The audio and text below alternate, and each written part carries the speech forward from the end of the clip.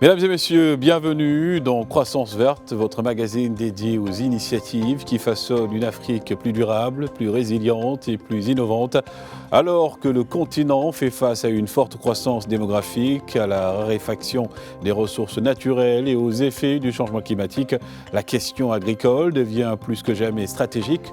Produire suffisamment, préserver les terres cultivables et garantir la sécurité alimentaire représentent aujourd'hui des défis majeurs pour de nombreux pays africains.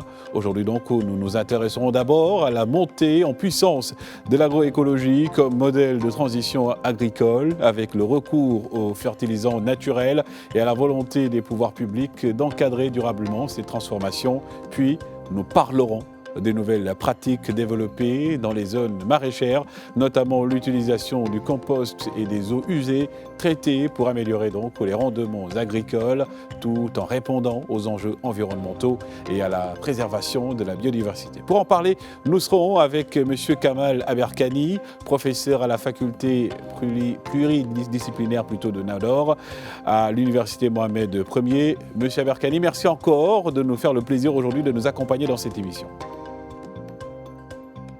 Merci à vous, merci pour l'invitation et toujours un plaisir d'être parmi vos invités sur Midi 1 et aussi sur le programme Croissance Verte. Merci.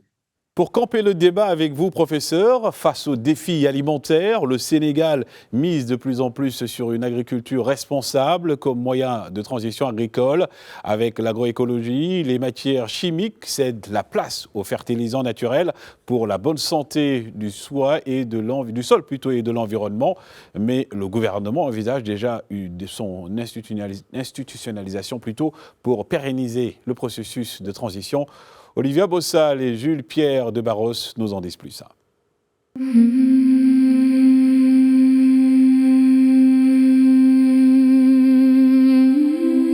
Le Sénégal souhaite d'ici à 2030 l'atteinte de sa souveraineté alimentaire pour répondre aux besoins de sa population estimée à plus de 18 millions d'habitants en 2024 par l'Agence nationale de la statistique et de la démographie. Aujourd'hui, le défi est d'adopter de nouvelles méthodes agricoles sans danger pour l'environnement en vue d'assurer la durabilité de son sol et de garantir de saines récoltes. Autour de l'agroécologie, nous pouvons transformer de façon positive, n'est-ce pas, nos systèmes de production alimentaire. Et c'est une somme de pratiques que nous avons identifiées qui peuvent accompagner les systèmes de production de façon durable, productive et respectueuse de l'environnement, mais s'appuyant sur les connaissances et les savoirs locaux. L'agroécologie émerge donc comme cette solution qui va conduire le pays vers sa transition agricole. Dans la chaîne de valeur, l'État du Sénégal implique chercheurs, producteurs et partenaires. Dominique est directeur de recherche à l'Institut de la recherche pour le développement. Avec ses collaborateurs, il se penche spécifiquement sur l'étude des sols dans ce laboratoire. Ici, avec nos partenaires de l'ISRA, l'Institut sénégalais de recherche agricole et les universités, donc on travaille sur les problématiques liées au sol, donc tout ce qui concerne la science des sols et la place des sols dans les agrosystèmes, donc dans les systèmes agricoles et dans les systèmes alimentaires, et notamment tout ce qui va toucher à leur durabilité. Donc au Sénégal, c'est surtout sur les questions liées effectivement à ces matières organiques, dans les systèmes agro-silvopastoraux. On a vraiment une grande gamme d'échantillons qu'on reçoit chaque année, qui nous permettent de vérifier pour les sols et également pour les plantes. Donc on enregistre avec un numéro de dossier et ils sont classés, donc ils sont référencés en interne, ce qui nous permet un meilleur suivi de nos échantillons et nos données. L'IRD travaille sur plusieurs projets, parmi lesquels l'amélioration variétale de la partie racinaire du sorgho. L'objectif est d'assurer sa résilience face aux influences externes liées au changement climatique. On essaie de tester plusieurs variétés de sorgho et de voir sur ces variétés de sorgho leur capacité à, disons, être résilientes dans des conditions un peu drastiques en tout cas, qui ne favorisent pas trop le développement de la plante. Et de voir aussi, toujours qu'il y a une question d'agroécologie, comment ces plantes-là peuvent stocker ce carbone-là qui est capté au niveau de l'atmosphère et qui est relargué dans le sol et qui va permettre le stockage du carbone dans le sol. La transition de l'agriculture conventionnelle à une agriculture naturelle avance progressivement. Depuis 2019, naissent des coalitions et plateformes de promotion de l'agriculture verte. C'est le cas de la Dynamique pour une transition agroécologique au Sénégal d'ITES qui, depuis 2020, œuvre à travers les 14 régions du pays. Ces journées de l'agroécologie que nous tenons aujourd'hui, nous sommes à la 5e édition. À l'édition de 2020, le gouvernement avait engagé la subvention d'engrais organiques, donc qui était une première pour le Sénégal. Et on est passé sur les amendements à 20 000 tonnes, sur les engrais organiques à 11 000 tonnes et sur le liquide à 100 000 litres. Abou en est d'ailleurs membre. Le producteur sénégalais est le secrétaire général des maraîchers de l'Andan, à Rufisque, à la périphérie de Dakar. Le fertilisant naturel est son seul engrais. On a eu à se former sur des techniques de compostage, à savoir le bokassi. Le bokassi qui nous a permis de mieux fertiliser les terres. C'est-à-dire, pour faire le bokassi, il va falloir trouver des compostages, des déchets organiques, à savoir celui des animaux, que vous allez utiliser avec de la levure, du sucre, du cendre du charbon de bois et le résidu de certaines mauvaises herbes que nous allons tout mélanger, arroser et le laisser décomposer. Au bout de 1 mois, ou bien 1 mois, 10 jours, ou bien 2 mois, à l'Indeng, c'est plus de 60 000 tonnes de déchets organiques. Son équipe et lui vient de récolter la deuxième vague d'oignons de la saison. Il y a beaucoup de variétés. Il y a le Takai, Orion, Violet de Galmi, Dayo et la version américaine surtout. Et ici au Sénégal, qu'est-ce qui passe le plus en fait? C'est le violet de Galmi. C'est le violet de Galmi, c'est l'oignon rouge que nous utilisons le plus parce que c'est beaucoup plus économique en termes de coût et surtout en termes de conservation. Cette production est destinée à ravitailler une bonne partie de la capitale sénégalaise. Une période qui va venir, c'est-à-dire la fête des moutons, communément appelée Tabaski, et que l'oignon est apprécié au niveau du marché. Constatez que la majeure partie des oignons que nous avons, ce sont des oignons importés. Mais actuellement, comme le gouvernement travaille sur la souveraineté alimentaire surtout, donc de ce fait, on consacre toutes nos activités sur la production d'oignons, 5 000 à 6 000 tonnes par saison que nous récoltons. Ces maraîchers disposent de plus de 87 hectares de terre où sont cultivées plus de 16 variétés de légumes. Le défi pour Abou a toujours été de convaincre ses pairs à migrer vers le bio. Ouais, l'Indeng, c'est 87,85 hectares avec 185 producteurs. Sur les 185 producteurs, là, on a 30 femmes et 60% sont des jeunes. On a des laitues, on a des carottes, des betteraves, des tomates, des concombres, des courgettes, piments, persil chinois ou bien coriandre, petit frisé, navets et beaucoup de spéculations, des pommes de terre surtout, on les cultive ici.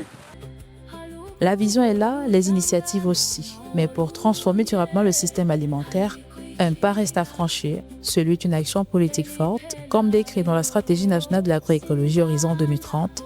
Aujourd'hui, il est question d'institutionnaliser.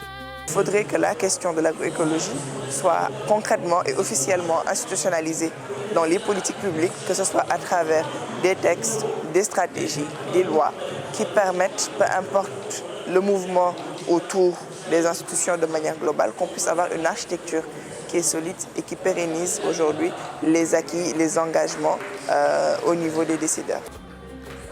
Dans ce combat, les artistes aussi s'engagent et impliquent leur art, qui devient un nouvel outil de plaidoyer au service de cette cause noble. L'artiste est la voix des sans-voix.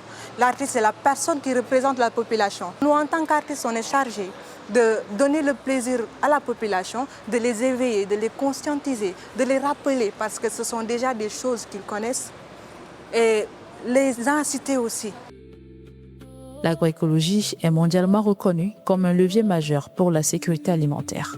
Au Sénégal, l'agriculture fait vivre des millions de personnes. Pourtant, entre changement climatique, appauvrissement des sols et dépendance aux intrants chimiques, des solutions urgentes s'imposent non plus comme une alternative, mais comme une nécessité. L'agroécologie, une pratique mondialement reconnue, mais aussi sur le plan africain. Le débat est campé à travers ce sujet au Sénégal. Alors, Monsieur Aberkani, face à la dégradation des sols et aux effets du changement climatique, l'agroécologie peut-elle réellement permettre aux pays africains d'assurer leur souveraineté alimentaire sur le long terme, à votre avis ? Alors, oui, bien sûr. D'ailleurs, merci pour l'invitation encore. Et voilà, donc c'est un sujet très important parce qu'avec tous ces aléas et ces mutations climatiques qu'on a eues durant les dernières années, soit au Sénégal, soit dans les pays africains, et tout ce qui est aussi les mutations géoéconomiques internationales qu'on est en train de vivre aussi, sur tout ce qui est intrants agricoles, avec la hausse des prix des intrants et tout ça. Donc, je pense que l'agriculture écologique est une des solutions, je pense, pour la durabilité. C'est vrai que moi, je peux dire du point de vue pratique, peut-être l'agroécologie à court terme, ça peut pas couvrir ou bien à prendre sa place pour l'agriculture intensive en général, parce que comme vous savez, il y a une grande population mondiale, on s'est habitué à produire plus en utilisant les intrants agricoles comme les produits chimiques.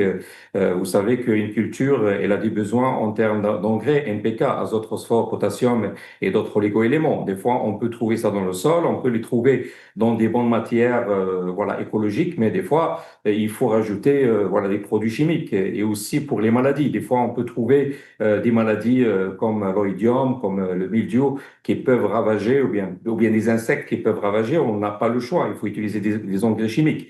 Mais je peux dire, avec, comme on a vu dans le reportage, c'est vrai, avec une bonne gestion et surtout pour les petits et moyens producteurs, parce que c'est très important et c'est eux qui représentent, je pense, dans le continent africain, la majorité des producteurs, les gens qui ont des terrains de 3 4 hectares. Pourquoi Tout à pas, fait. on peut produire en utilisant moins d'intrants. On peut pas dire utiliser zéro intrant, mais au moins les diminuer.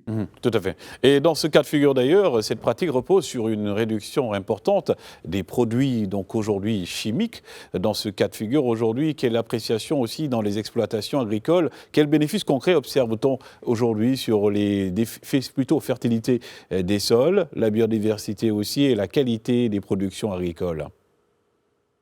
Alors, bien sûr, on peut parler d'une pratique qu'on appelle le IPM, Integrated Pest Management, ou bien de la lutte intégrée. C'est-à-dire, on peut utiliser moins de produits chimiques et il y a des interdictions de plus en plus de quelques matières actives. Par exemple, au Maroc, on a vu durant les dernières années, il y a pas mal de matières actives qui ne sont plus sur le marché parce que, à cause de leur effet néfaste sur la santé ou bien sur l'environnement. Moi, je pense qu'on peut y aller doucement avec ces pratiques et que aussi il faut convaincre le producteur africain. Par exemple, il utilise tel insecticide à son temps. C'est très difficile de le convaincre, de lui dire, bah, écoute, tu vas pas utiliser ce produit-là, on va te donner un autre produit que peut-être tu vas avoir un rendement de moins. Mais je pense que toutes ces pratiques durables, ils vont avoir un impact significatif sur les matières actives Et et surtout lorsqu'on parle des pesticides avec des matières actives tout à qui fait. peuvent avoir des résidus.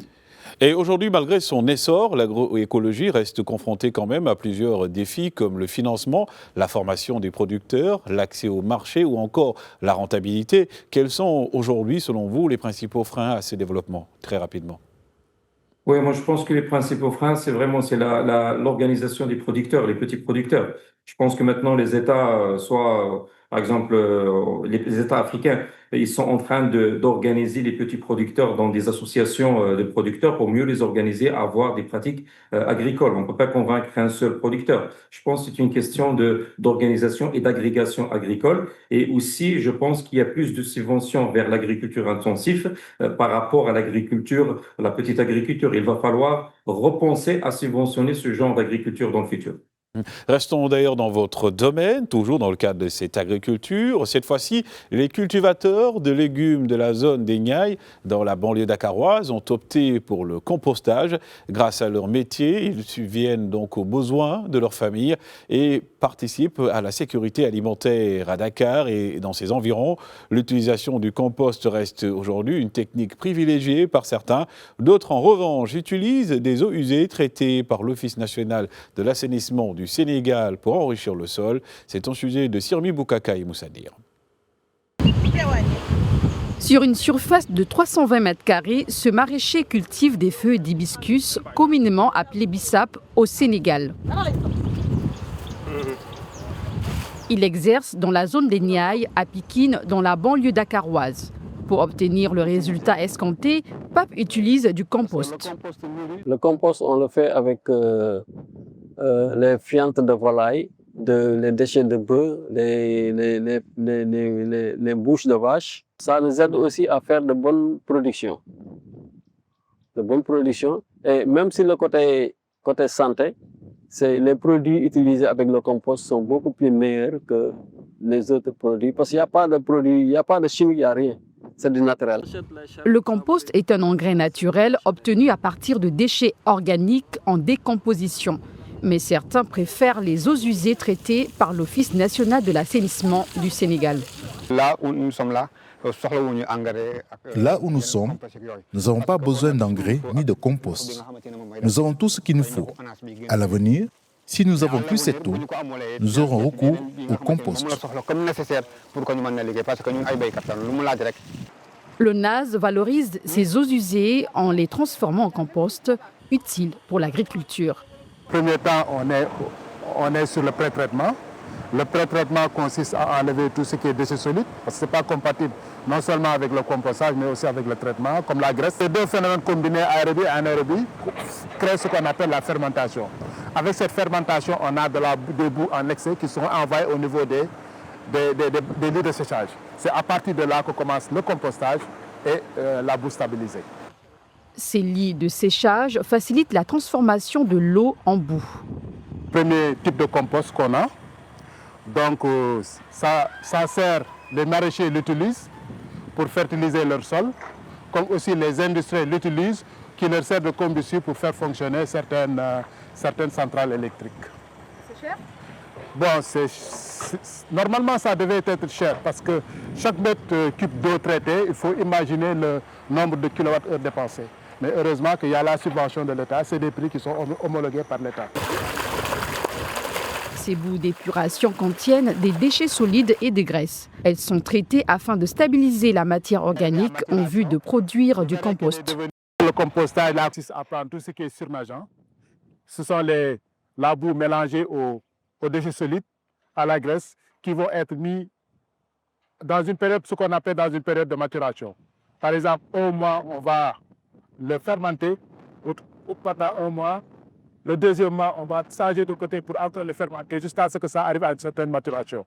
Une fois que c'est arrivé à une certaine maturation, vous verrez que tout ce qui est déchets solides, tout ce qui est plastique vont se détacher d'elle-même. Maintenant, on va l'éterniser, en faire ce produit fini qui est là, mis en sac aussi. Comme vous voyez là, ce sont des sacs, ça se vend par au tonnage, c'est-à-dire par mètre cube.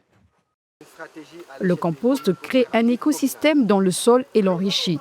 Cependant, il ne remplace pas totalement les engrais, car chacun joue son rôle, affirme cet expert. Le compostage est un amendement, c'est-à-dire que ça structure le sol. Ça n'amène pas directement les éléments nutritifs à la plante, mais ça favorise l'écosystème du sol pour qu'on puisse avoir les meilleures molécules possibles pour que la plante puisse grandir.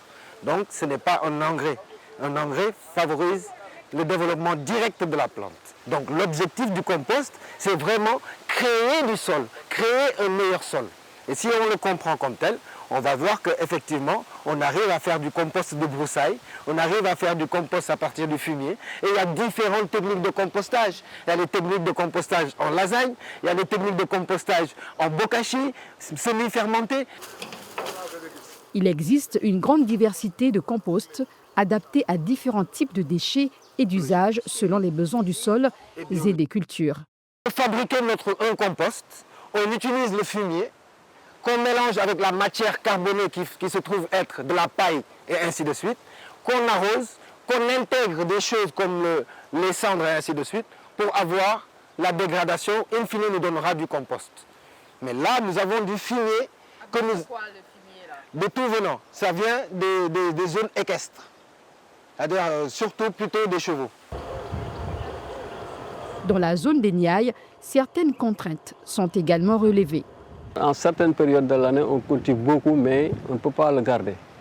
Parce qu'il y a des méventes, il y a tout ce qui... Voilà. On n'a pas des magasins de stockage, des chambres froides pour garder les produits en temps de pic. Pendant l'hivernage, le compost est difficile à trouver. Quand tu vas à Pikine, là où on vend les moutons, les gens refusent d'en vendre à cause des inondations. À la FIARA, Foire internationale de l'agriculture et des ressources animales à Dakar, tous sont unanimes sur l'importance des produits agricoles naturels. Même chez nous, avec les feuilles de mangue là, qu'on ramasse au tronc des mangues, hein, c'est du compostage. Tous ces déchets-là, on les amène à la rizière. Dans les rizières, on les amène dans les champs. On n'utilise pas l'engrais. Nous, on utilise toujours l'engrais bio. Je sais par contre que maintenant, on a tendance à favoriser les engrais naturels comme compost. J'en sais quelque chose parce que ma petite sœur est ingénieure agronome et elle a fait sa thèse sur le compost. Développer l'agriculture naturelle, c'est aussi contribuer durablement à la sécurité alimentaire. L'industrie des engrais est issue de la Deuxième Guerre mondiale des bombes. Donc si vous voyez bien le lien qui fait que quand vous utilisez ces produits-là dans un sol qui détériore le sol et que, in fine, vous retrouvez ces molécules dans ce que vous consommez, vous êtes en train de vous empoisonner. Donc c'est de revenir à ce que nous avons connu, ce que nos parents ont connu en Afrique. Et c'est ça notre agriculture, ni conventionnelle, ni bio, c'est une agriculture naturelle. Selon l'expert, le développement d'une agriculture saine et la sensibilisation des populations aux pratiques de compostage passent nécessairement par la formation ainsi que par la création de métiers et d'emplois liés à l'économie verte. Et ceci, le compostage en fait partie. Monsieur Aberkani, donc dans les zones maraîchères, comme vous venez de le constater, le compost est de plus en plus aujourd'hui utilisé comme alternative aux engrais chimiques. Quel avantage présente-t-il pour la qualité des sols et la durabilité des cultures ?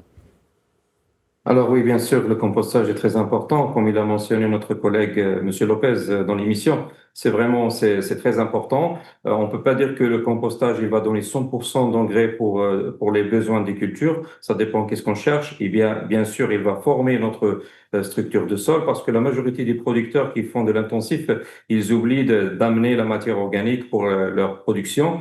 Ce qui peut détériorer nos sols et la vie de nos sols. Et aussi, il y a des producteurs qui utilisent du fumier naturel et tout ça. Ça, c'est pas bon parce que normalement, ça prend beaucoup de temps pour donner la fertilisation. Et en même temps, le compostage, c'est plus rapide. Donc, c'est une bonne solution, c'est une bonne alternative pour une agriculture écologique. Et justement, est-ce que cette pratique peut-elle plutôt devenir une véritable solution économique aujourd'hui pour les petits producteurs agricoles, notamment dans les zones urbaines et périurbaines africaines ? Oui, bien sûr, parce que le problème avec le compostage, c'est les frais de transport. Si le producteur il achète du compost, il lui fait qu'il paye le prix de transport qui est un petit peu plus cher. S'il le produit, c'est comme tout à l'heure je l'ai dit, dans un cadre d'agrégation de producteurs, on peut faire beaucoup de choses. C'est-à-dire on produit, on peut faire du compostage et aussi, comme il disait, la formation, c'est très important. Et même, j'ai vu quelques expériences en Europe qu'à partir du compostage, on peut faire de l'électricité, on peut faire du biodigestat. Donc, on peut rentabiliser notre, tout ce qui est fermentation et tout ça. Donc, c'est très important comme processus. Donc, je pense qu'il va falloir avoir une feuille de route pour améliorer le processus de compostage chez les petits et moyens producteurs. Et rapidement d'ailleurs, parlant de ces feuilles de route, certains agriculteurs associent donc au compost naturel et utilisation d'eau usée traitée pour enrichir les terres agricoles. Comment garantir donc un équilibre entre la performance agricole, la sécurité sanitaire et aussi la protection de l'environnement ? Alors écoutez, je pense que le compostage et les eaux usées, moi je pense que c'est un processus qui devrait être contrôlé parce que normalement il faut faire des analyses et même dans le compost des fois on peut trouver des métaux lourds. Alors il faut pas faire que n'importe quoi, on est des producteurs. C'est vraiment, il faut faire des analyses, il faut faire un suivi s'il y a vraiment des traces de métaux lourds, s'il y a des problèmes de bactéries, etc. Question d'eau usée, moi personnellement en tant qu'agronome, moi je suis pas d'accord avec l'idée tant que on donne ça pour la nutrition humaine parce que normalement il faut respecter les normes internationaux, même si on va dire oui, on a traité notre eau, mais peut-être des fois il y a des résidus qu'on peut pas voir. Donc je pense qu'il faut revoir cette politique de utilisation des eaux usées, mais ça reste quand même une bonne pratique. L'intégrer avec le compostage, pourquoi pas sur certaines cultures comme le gazon, comme de l'alimentation sur les arbres par exemple ornementales qui sont pas destinés pour la consommation. Et l'agriculture africaine est devenue un tournant majeur également. Aujourd'hui, produire davantage tout en protégeant les sols, l'eau et la biodiversité devient une nécessité stratégique pour l'avenir du continent. Entre agroécologie, compost naturel et pratiques agricoles plus responsables, les initiatives se multiplient et ouvrent la voie à une transition durable au service des populations et des générations futures. Kamala Berkani, merci beaucoup pour ces éclairages. Merci à vous, c'est toujours un plaisir. Et merci également à vous, chers amis téléspectateurs, de nous avoir suivis et à très bientôt pour un nouveau numéro de Croissance Verte.